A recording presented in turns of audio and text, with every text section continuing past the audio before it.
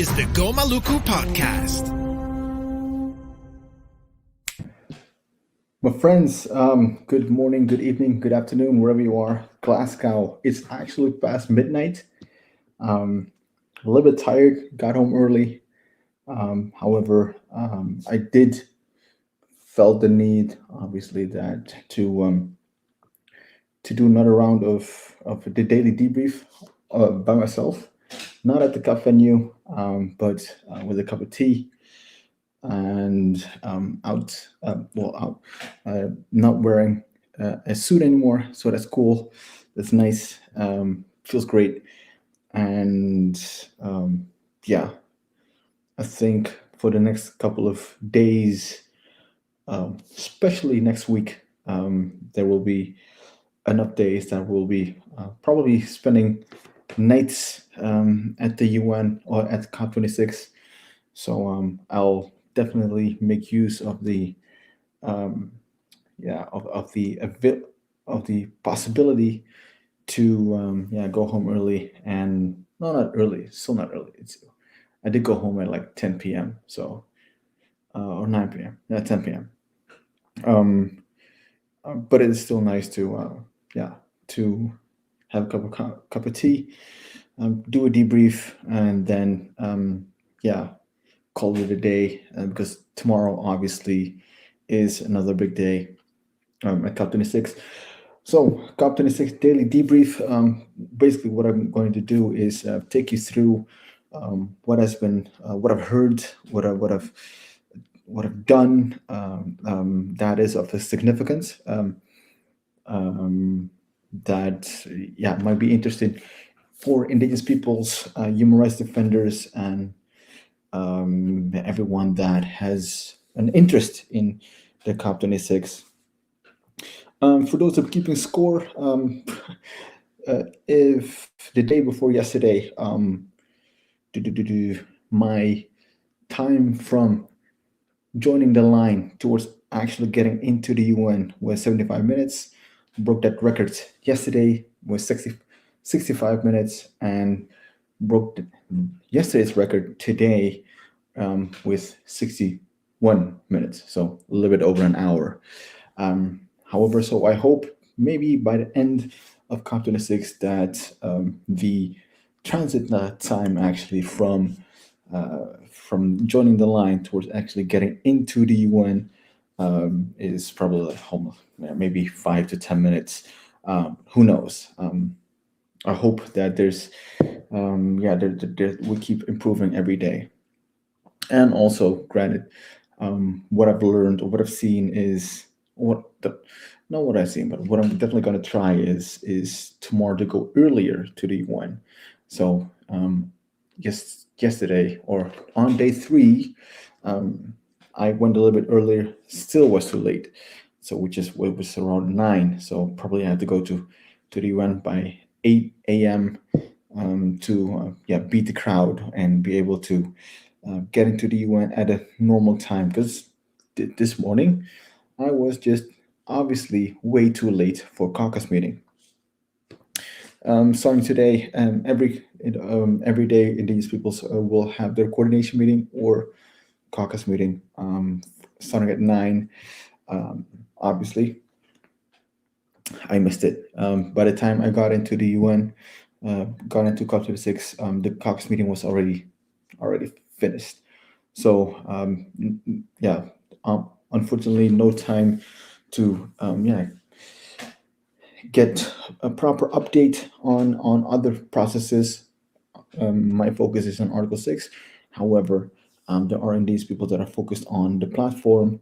There are Indigenous people that are focused on Koronivia, so agriculture. There are Indigenous people that are focused on finance or loss and damage.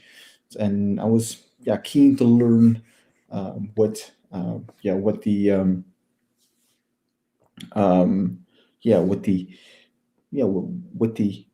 developments are, which I'll get back to in a little bit. Article 6, there were 2 informal consultation sessions, one in the morning and one in the afternoon. So I basically, right from the caucus meeting, and which is going to be a something that's going to be a regular thing. Right from the caucus meeting, you go to the negotiation, or you have to cut the caucus meeting in half, as in like you sit for the first 30 minutes, and then you make your way to the to the negotiation on Article 6, to be able to secure a seat, depending on which meeting room they're using.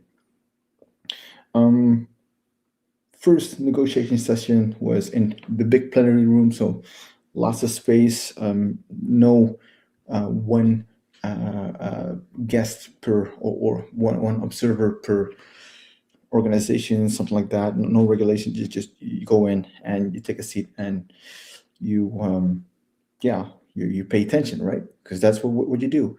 As when you go into these negotiations, obviously the states are talking, but it's up to you to make sense of it. It's up to you to take note of everything that's being said in a way that it of things that are of relevance to you. You don't have to take notes of every detail that the state is going to shout into the microphone. However, if your focus is on human rights and the rights of indigenous peoples, and you have language that you want to see reflected in the text, you make sure that you are aware of, or you pay attention to, when a state takes the floor and says something about human rights, and the most important part of that is what I believe is that you listen to it without ego or emotion. You take note, and why I'm saying that, because sometimes a state, which happened today, is that unexpectedly said something that was that could be in favor of human rights and the rights of indigenous peoples. So listening to the proposal of the language improvement that they want to include in the text regarding rights of indigenous peoples and human rights, then it's up to you to look at, all right, well, maybe if I can flip it, or it is an opportunity to engage in a conversation and ask that person or the representative of the country, like, what is it about human rights that doesn't work for you? Like, those are like questions that you can ask, and or you should ask, actually, because it's all about intelligence. It's all about trying to become smarter in these conversations. You want to become smart about the language. You want to become smart about the process, as in, you want to know if the deadline, for example, is going to be on Thursday instead of Saturday. Those are things that you want to know, and those are the things that the organizers or the parties do not necessarily advertise. So, but they, most of the time, they are willing to share them in a one-on-one meeting, or what we call a bilateral. So, paying attention to what states are saying. Obviously, you have the usual suspects of states that that they, in the past, they've said something about human rights. So, for example, we went through the text of Article 6, beginning at 6.2, then we went to 6.8, and then we went to 6.4. 6.2 was interesting. EU, it's the way that I read it. Its support for human rights was already there, obviously, but it is growing in terms of being more stronger, be more adamant about the support for human rights. So it said, for example, that on 6.2, the brackets need to be removed around human rights. Brackets are the indicate that a piece of language is in the text. However, it is eligible to be removed, to be deleted. Australia, for example, they said that they were pleased to see human rights reflected in the text. That's also in a development. And in the morning, what was the, how should I say, the unexpected, maybe not surprising, but unexpected contribution to the dialogue was from Saudi Arabia on behalf of the like-minded group. The like-minded group is a group of 24 countries, including Indonesia, Malaysia, and Bolivia, and Saudi Arabia, and said on behalf of this like-minded developing countries that they support, the support human rights that's in line with the Paris preamble, which is a good thing. Oh, they're not comfortable with human rights, but they support the wording that is reflected in the Paris preamble, and they read that entire line, that the paragraph of the preamble, out in the session itself, which to me is an indication that, all right, that's the language that they like. All right, so in my head, I spin it, not spin it actually, but my thought process, all right, we want the, like EU said, the brackets around human rights removed, strengthened if possible. So if Saudi Arabia, that before has not always been in favor of human rights, now says that they support the preamble language, well, how can we entertain that in a way that it helps us maintain the language in the operative on human rights? So those are the things that you think about. 6.2 is about accounting of ITMOs or carbon credits. 6.8 is on non-market approaches or solutions.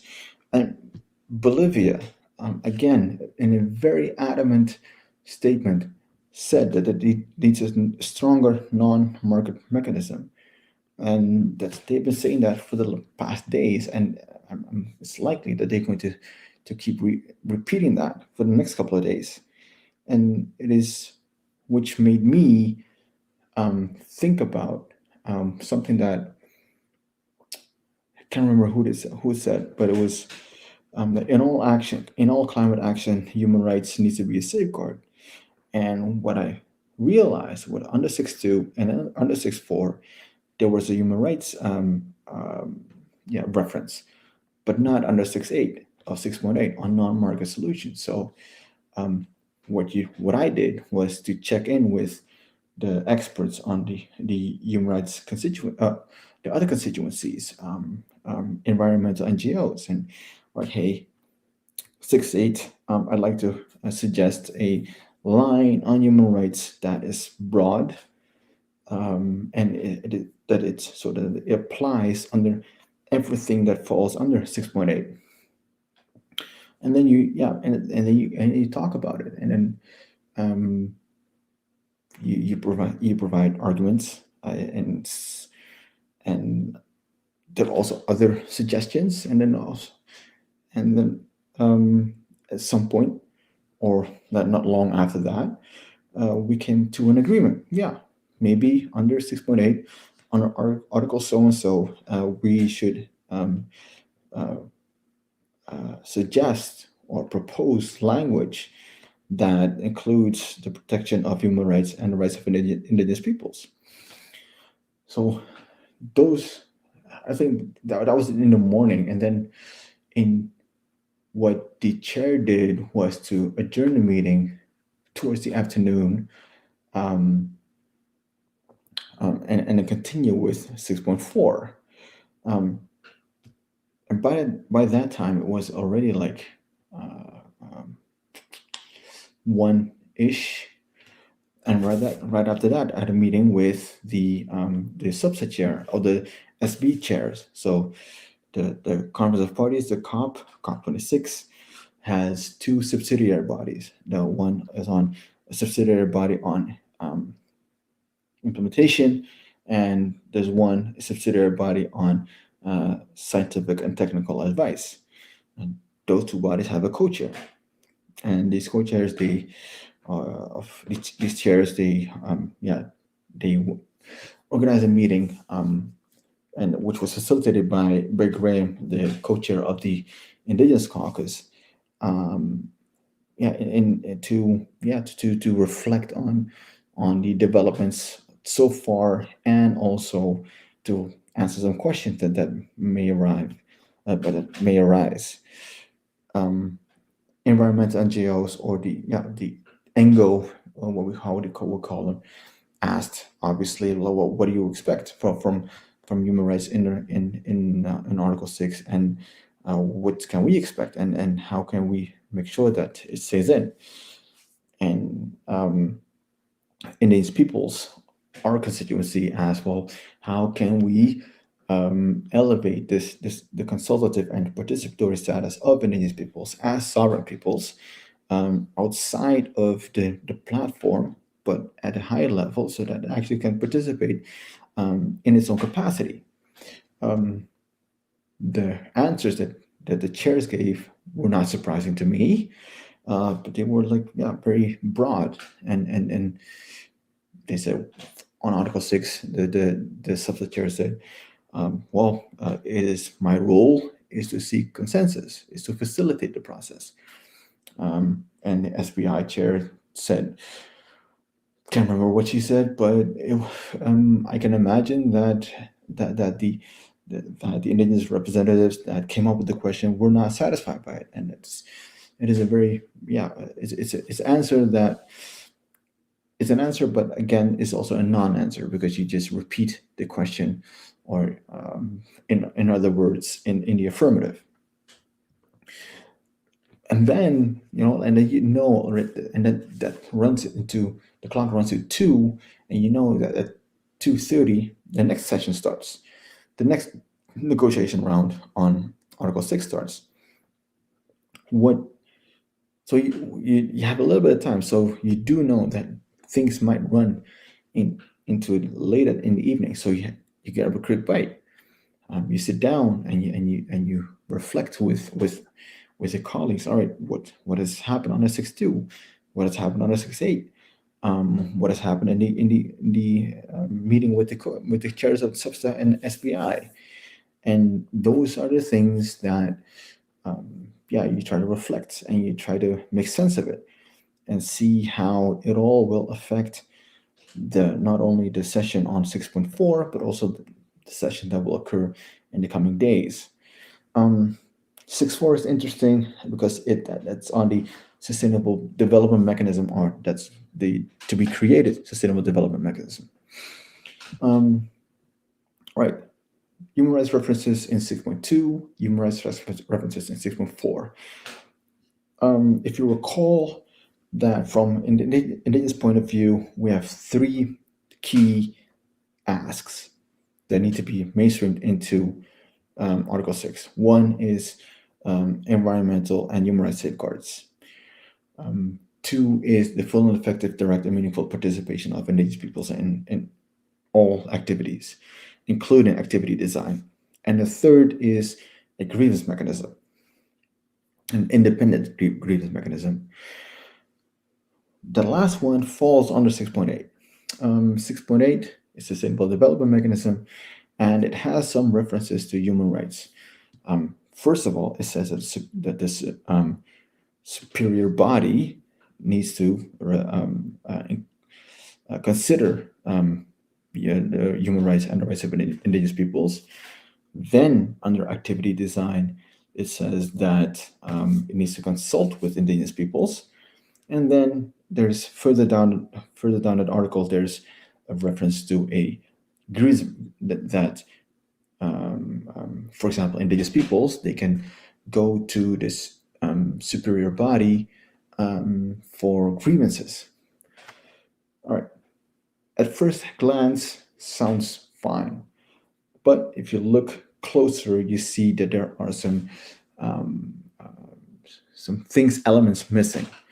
For example, participation. So there's the second point: participation of Indigenous peoples in these activity design. What is required for indigenous peoples that is not just participation or consultation. What is important is free, prior, and informed consent. So, quote unquote, nothing about us without us. So we need to be at the table, not just to be considered, but actually that we provide our consent or withhold our consent. So that language needed to be added on the grievance mechanism, for example. That is something that we like. If you think about it, if the supreme body has to okay or has to go through all these activities that is going to be that is going to be suggested, and it can be hundreds, if not thousands, of activities. So they have to filter through that and approve or disapprove those activities. How in the world are they able to also perform the grievance mechanism of it?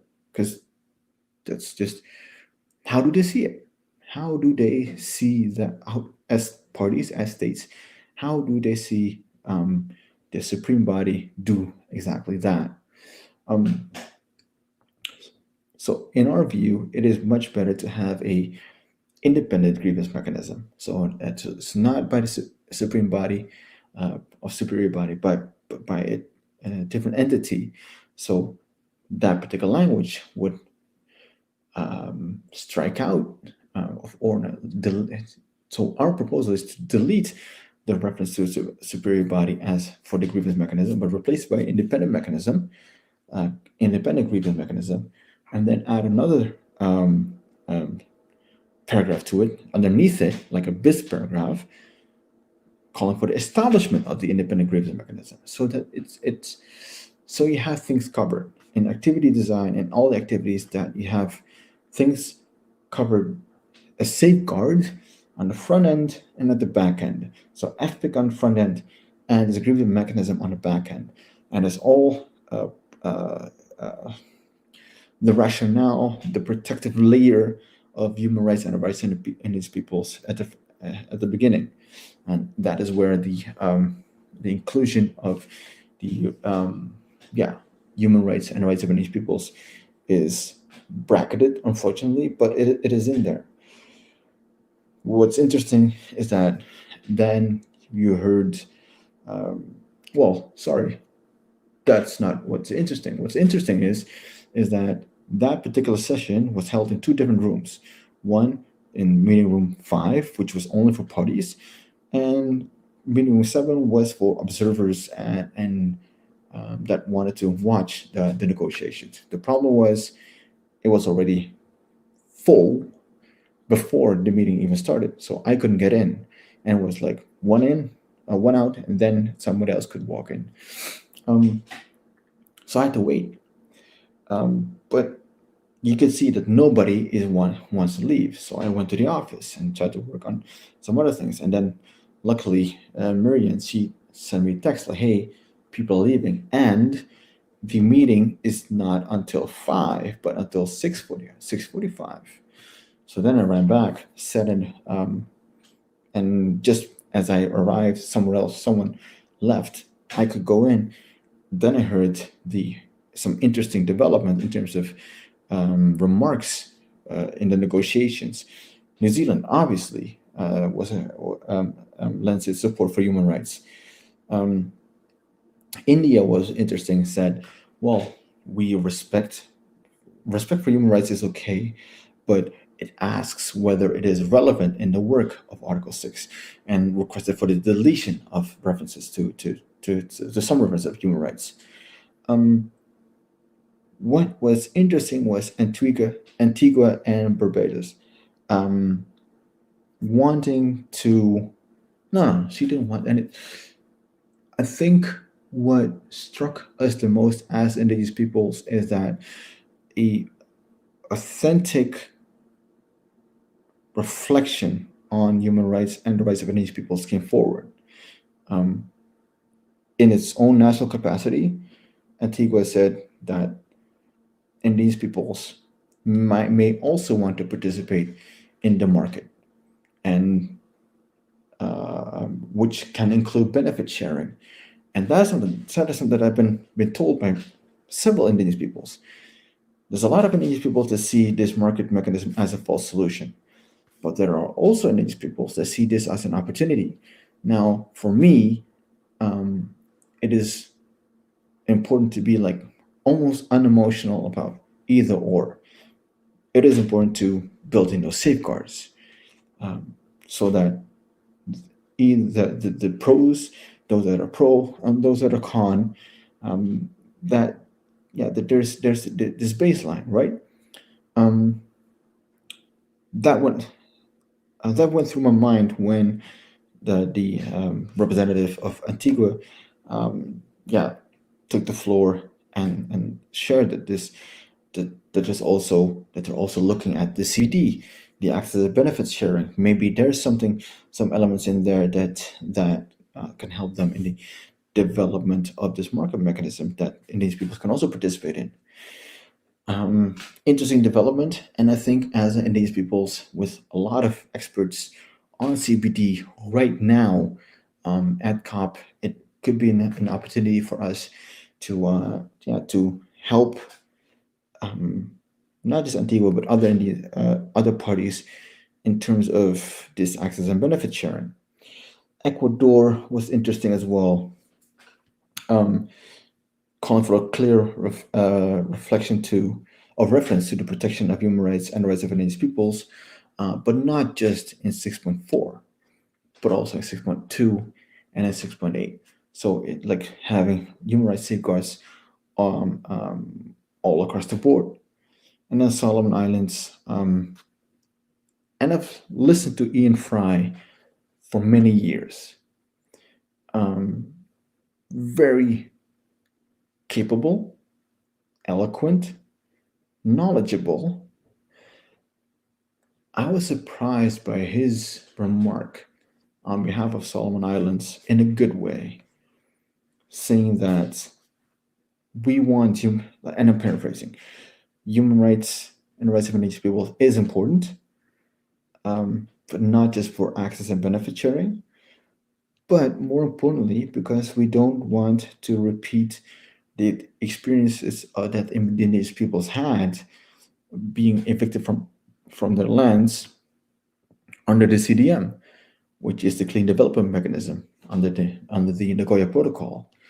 So strong language, like adamant, which is which we all welcomed. Some positive sounds from states on language. Now, should we celebrate? I think we should be cautiously optimistic. We do know there's still a long way to go. There are two potential scenarios. One, states are creating bargaining chips. Human rights and rights of many peoples can become a bargaining chip. We've seen that in Paris. We wanted human rights in Article 2. It was deleted. And in exchange for that, I'm sorry, we received the 135, paragraph 135, the platform. Wanting to prevent that from happening again, we need to be careful about that, as in making sure that all these proposals or remarks around human rights and rights of indigenous peoples all add up to maintaining language on human rights and rights of indigenous peoples. Second scenario is, which also can be a likely scenario, is that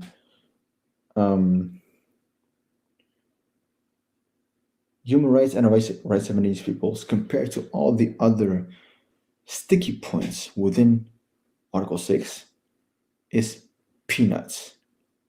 Under 6.2, there are several things that need to be discussed. Either under 6.8, there's so many options, option A, option B, that there's just so many options that are being debated. 6.4 obviously as well. So a likely scenario is, all right, we know that human rights and rights and peoples is an quote unquote easy problem to deal with in terms of the solution is easier than a solution towards double counting and all the other things. So let's do these first and build momentum, like positive momentum towards the bigger issues. That's a likely scenario. And there are 2 to 3 other scenarios, but I won't bore you with it because I'm already like talking for like I don't know, maybe a half an hour. Obviously, tomorrow we'll continue with further discussion on 6.2, 6.8, 6.4, and 6.8. Interesting development that I was not aware of was under the local communities and Indigenous Peoples platform. Its work plan, new 3-year work plan is for adoption, and one particular paragraph, paragraph 5, and I need to read this out because it is, to me, somewhat concerning.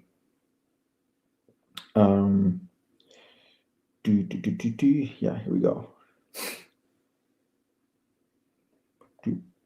Right.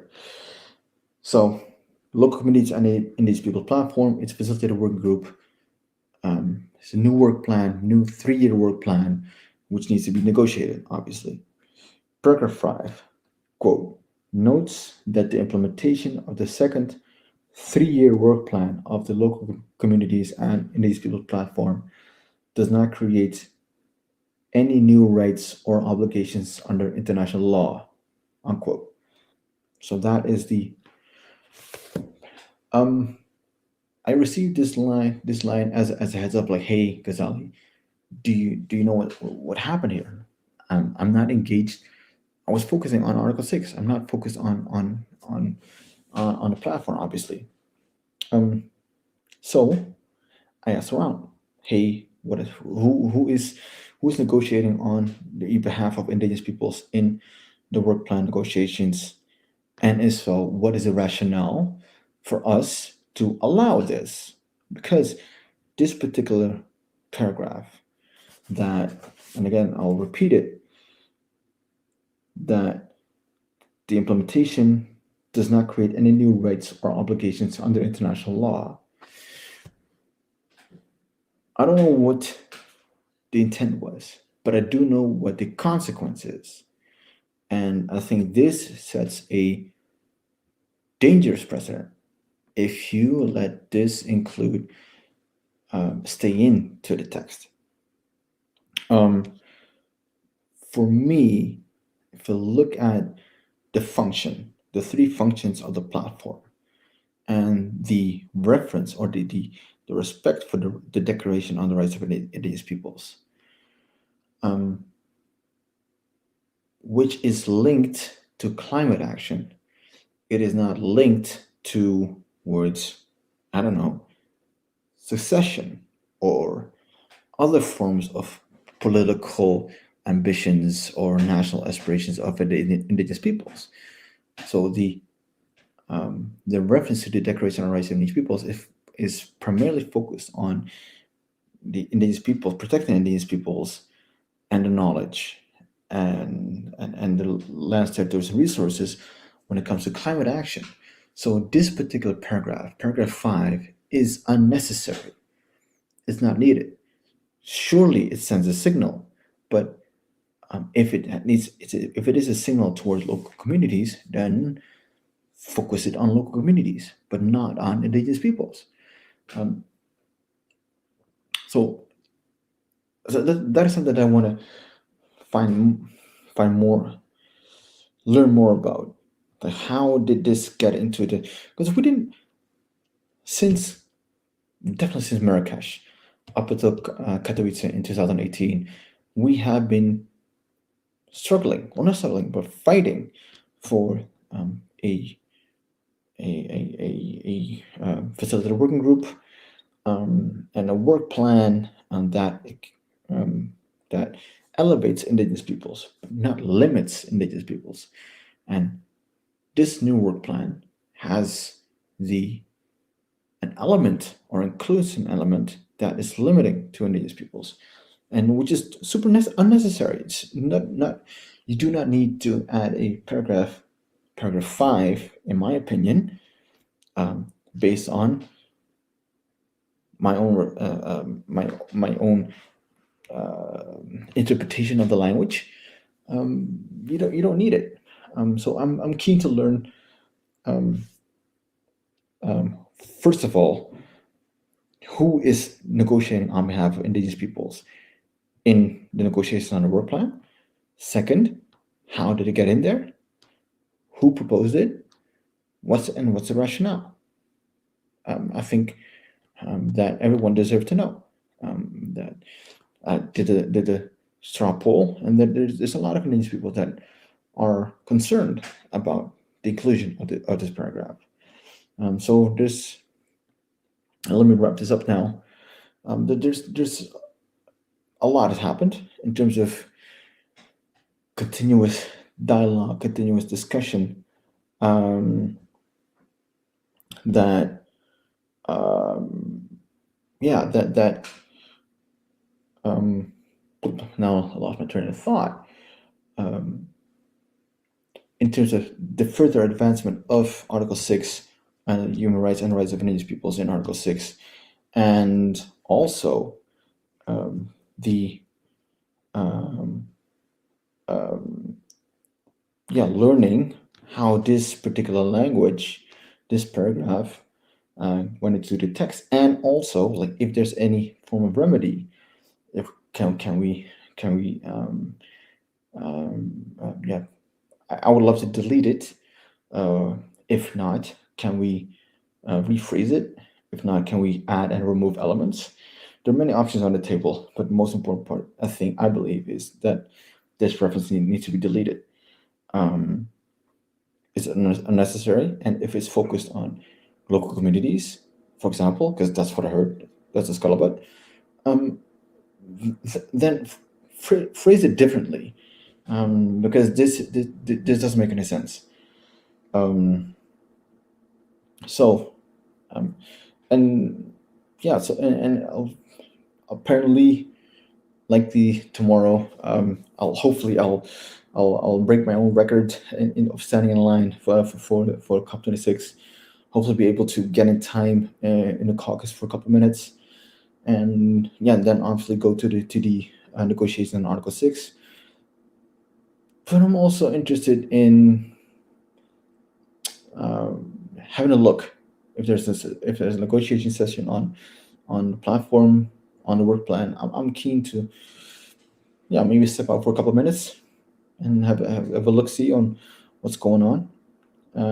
But I'm also very certain that there are a lot of capable indigenous peoples representatives that I work with that are also in the caucus, that are also at COP26, that are also interested in how all this, how this came to be in the work plan. So looking forward to tomorrow. I won't say it. So otherwise you won't watch tomorrow. I'll hopefully, well, maybe this is a good format. Just one person. Maybe, I don't know. We'll see. But definitely I'll come back to you for what is it, day 4 of COP26 and daily debrief. I wish you a very good night, morning, evening, afternoon, wherever you are, and I wish you nothing but the best. I'm going to sleep now because I have an amazing mattress, an amazing bed, and I want to really capitalize as many hours on it as I can. Finish my cup of tea, and let me know if you want me to answer any questions on whatever that's related to COP26, climate change, Article 6. It helps me also, yeah, understand better what I. Um, sorry, let me rephrase that. I've a um, belief. I truly believe that if you cannot explain it to 6 year olds, you don't know what you're talking about. So your questions might help me in terms of better understanding what the hell am I talking about. So anyway, it's almost 1 a.m. in the morning over here in Glasgow. Hope you're yeah, if you're starting your day, good morning. If you're going to bed as well, good night. If you have good, if you're in the afternoon, happy continuation of your day, and hopefully see you um, tomorrow. I don't know what time, because you never know what time the whole circus of COP26 ends in terms of the daily circus. So appreciate everyone watching, listening, and yeah, keep asking your questions. Appreciate it. Have a good one.